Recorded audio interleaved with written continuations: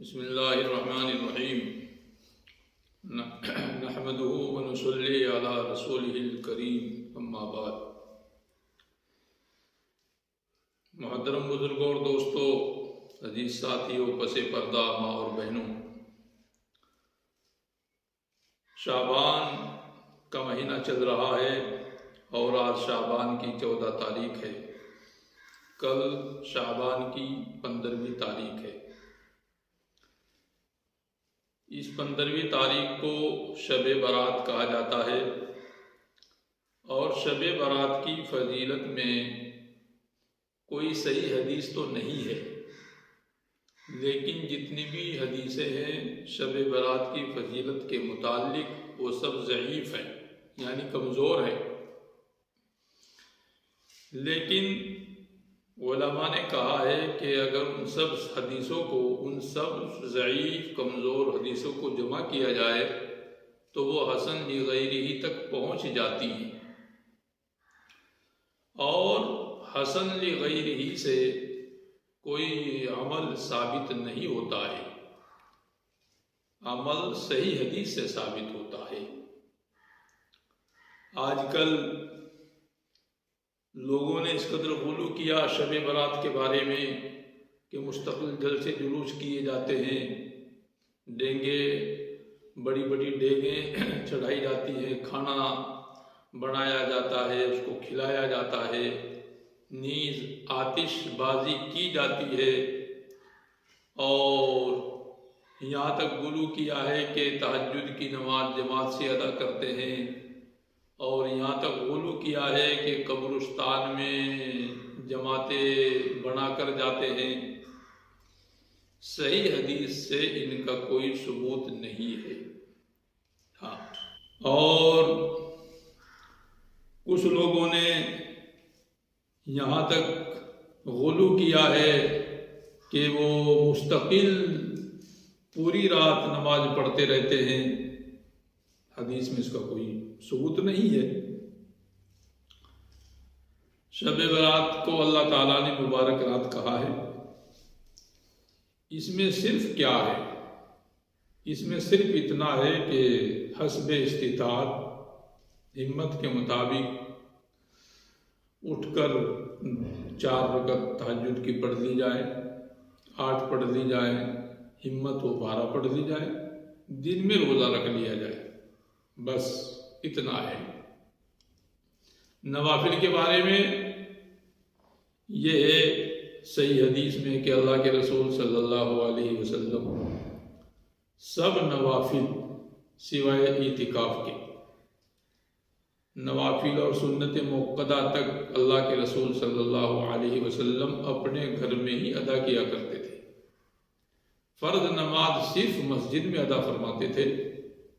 فرض نماز ادا کرنے کے بعد اگر آپ کو بیٹھنا ہوتا تھا تو آپ تشریف فرما ہوتے تھے، بیٹھ جاتے تھے، اور اگر جانا ہوتا تھا تو آپ اٹھ جاتے تھے۔ لیکن سنتیں اور نوافل آپ سب گھر میں ہی ادا فرماتے تھے، تو اس لیے افضل اور بہتر نوافل کے سلسلے میں، نوافل اور سنتوں کے سلسلے میں افضل یہ ہے کہ گھر میں ادا کی جائے، گھر کو نوافل سے آباد کیا جائے، سنتوں سے گھر کو آباد کیا جائے، اور ہمت ہو تو 15 شعبان کا روزہ رکھ لیا جائے۔ یہ رات مبارک ہے، حدیث میں آتا ہے، جیسا کہ میں نے آپ کو بتایا کہ بہت ساری کمزور حدیثیں اس کی فضیلت میں وارد ہیں۔ حدیث میں یہ ہے کہ اللہ تعالیٰ کی رحمت عام ہوتی ہے، اللہ کی رحمت اور مغفرت اس رات میں عام ہوتی ہے، اور اللہ تعالیٰ سب ایمان والوں کی مغفرت فرماتے ہیں، سب ایمان والوں کی مغفرت فرماتے ہیں سوائے 5 شخصوں کے۔ 5 شخصوں کی مغفرت روک دی جاتی ہے، مؤخر کر دی جاتی ہے۔ ایسا نہیں کہ ان کی بھی مغفرت نہیں ہوگی، ان کی بھی مغفرت ہوتی ہے جب وہ ان کاموں سے نکل جائیں گے۔ نمبر 1، للمشرک، مشرک کی مغفرت نہیں ہوگی، ظاہر ہے کہ اس کے پاس ایمان ہی نہیں ہے۔ نمبر 2، للمشاہن، مشاہن کسے کہتے ہیں؟ مشاہن کہتے ہیں جو دل میں کینہ رکھتا ہو دوسرے کی طرف سے، بغض رکھتا ہو، عداوت رکھتا ہو، دشمنی رکھتا ہو، اس کو مشاہن کہتے ہیں۔ تو مشاہن کی بھی مغفرت نہیں ہوتی، اس کی مغفرت روک دی جاتی ہے۔ نمبر 3،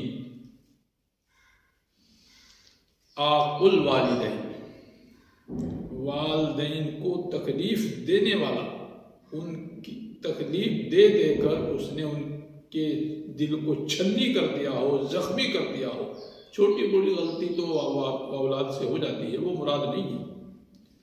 وہ عاق کہتے ہیں کہ بدن کو چھلنی کر دینا، ریزہ ریزہ کر دینا، بوٹی بوٹی کر دینا۔ اتنی تکلیف پہنچائی ہے ماں باپ کو، اتنی تکلیف پہنچائی ہے اولاد نے ماں باپ کو کہ ان کا دل چھلنی ہو گیا ہے اس کی باتیں سن سن کر۔ اس کو عربی میں عاق کہتے ہیں۔ تو عاق للوالدین، والدین کا نافرمان۔ تو لنگی پاجامہ کو ٹخنوں سے نیچے لٹکانے والا،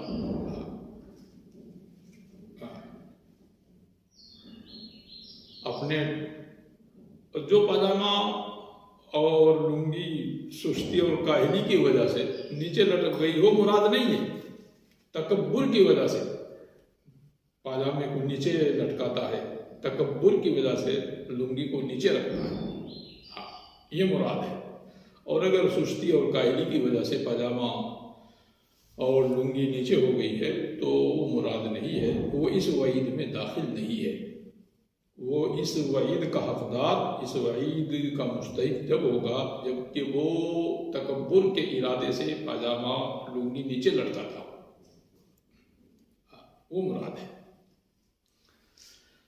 نمبر 5، شراب کا عادی، شراب پینے والا، شراب پینے میں مست رہتا ہے۔ یہ 5 قسم کے لوگ ہیں۔ تو ان کا یہ مطلب نہیں ہے کہ ان کی مغفرت نہیں ہوگی۔ ہاں، جب ان گناہوں سے نکل جائیں گے، مشرک شرک سے نکل جائے گا، جی، کینہ رکھنے والا کینے سے نکل جائے گا، اپنے دل کو پاک اور صاف رکھے گا، اور تکبر کے ارادے سے پاجامہ لنگی نہیں لٹکا رہا ہے اور شراب نہیں پی رہا ہے، تو جب یہ ان گناہوں سے نکل جائیں گے تو ان کی توبہ قبول ہے، ان کی مغفرت ہو جائے گی۔ اور جب بھی، ضروری نہیں کہ شب برات میں ہی، جس وقت، جس لمحہ، جس رات، جس دن بھی یہ لوگ ان غلطیوں سے نکل جائیں گے، توبہ کر لیں گے، اسی وقت ان کی توبہ قبول ہے۔ ایسا نہیں کہ یہ بیت اللہ میں جا کر روزہ رکھیں اور پھر ان کی توبہ قبول ہوگی، ایسا نہیں ہے۔ جس وقت بھی، جہاں بھی، جس جگہ بھی یہ ان گناہوں سے توبہ کر لیں گے، اسی وقت اللہ ان کی مغفرت کر دیں گے۔ تو یہ حدیث میں ہے کہ اللہ تعالیٰ کی رحمت، مغفرت اس رات میں، شب برات میں عام ہوتی ہے، اور اللہ تعالیٰ سب مومنین کی، مومنات کی مغفرت فرماتے ہیں، سوائے ان 5 شخصوں کی۔ ان 5 شخصوں کی مغفرت روک دی جاتی ہے۔ جب یہ ان گناہوں سے نکل جائیں گے، ان گناہوں سے توبہ کر لیں گے تو ان کی بھی مغفرت ہو جائے گی۔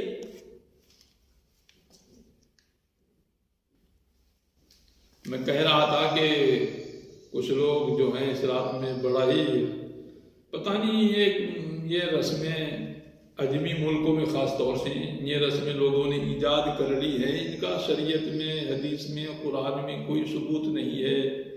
مسجدوں کو منور کرنا، اگر ان سے، اب پہلے زمانے میں تو موم بتیوں سے لوگ مسجدوں کو منور کیا کرتے تھے، روشن کیا کرتے تھے، مسجد کی دیواروں پر، مسجد کے میناروں پر، مسجد کے گنبدوں پر موم بتیاں لگایا کرتے تھے۔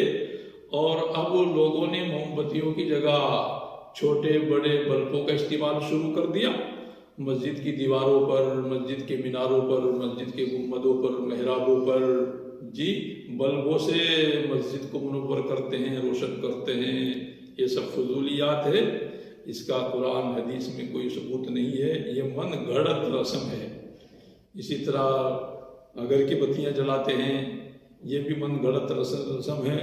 اسی طریقے سے لوگ شب برات کو خاص طور سے حلوہ پکاتے ہیں، حلوہ پکاتے ہیں، تقسیم کرتے ہیں، اچھے اچھے خاصی مسلمان جو نمازی کہلاتے ہیں، اپنے آپ کو حاجی کہلاتے ہیں، عمرہ کرنے والے کہلاتے ہیں جی، باقاعدہ ان کے گھروں میں حلوہ پکتا ہے، پھر وہ تقسیم کرتے ہیں، اپنے گھروں میں لوگوں کو دعوت دیتے ہیں، کھلاتے ہیں، کھاتے ہیں۔ یہ سب من گھڑت ہے میرے بھائیوں بزرگوں، میری ماں بہنوں، ان کا شریعت میں، قرآن میں، حدیث میں کوئی ثبوت نہیں ہے۔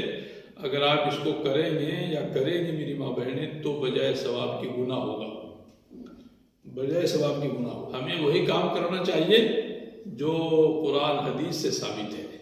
میں نے بس صرف 2 عمل بتائے ہیں آپ کو۔ آپ کا جی چاہے تو آپ رات میں اٹھیے، 2-4 رکعت نفل نماز پڑھی، پوری رات بھی نہیں، پوری رات بھی نہیں کہ آپ پوری رات عبادت کریں، نہیں، اپنی آپ سوئیے آپ، پھر آپ 4 بجے اٹھ جائیے، 2-4 رکعت نماز پڑھیے۔ دل رکھ رہا ہے تو مستحب ہے روزہ رکھنا۔ مستحب کا مطلب یہ ہے کہ نہ رکھا تو کوئی گناہ نہیں، رکھ لیا تو ثواب ہے، اس کو مستحب کہتے ہیں۔ یہ روزہ سنت بھی نہیں ہے، صرف مستحب ہے۔ ہاں، مستحب کا مطلب یہ ہوتا ہے کہ اگر ہم نے وہ کام کر لیا تو وہ ثواب ملے گا، نہ کرے تو کوئی گناہ نہیں ہے، یہ مستحب کا مطلب ہوتا ہے۔ تو روزہ رکھنا 15 تاریخ کو، 15 شعبان کو، یہ صرف مستحب ہے۔ تو آپ کا دل چاہ رہا ہے تو آپ روزہ بھی رکھ لیجیے۔